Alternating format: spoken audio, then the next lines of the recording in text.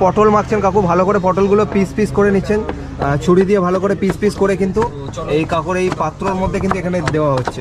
এখানে বলছে ভালো, বাইরে গিয়ে বলছিস মানুষও খায় নাকি।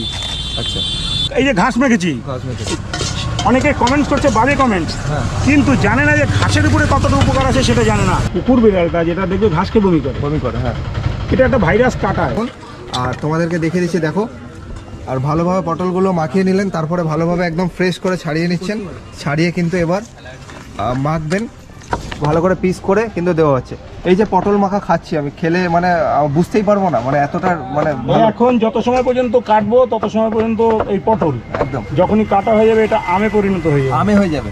তো কাকু কিন্তু একদম ম্যাজিক এক প্রকারে বলতে পারো, মাখছেন বা কালারটা পুরো চেঞ্জ হয়ে গেছে, দেখে দিচ্ছি খুব সুন্দর একটা কালার আসছে। এবার কিন্তু আমরা জাস্ট মুখের মধ্যে ঢোকানোর পালা।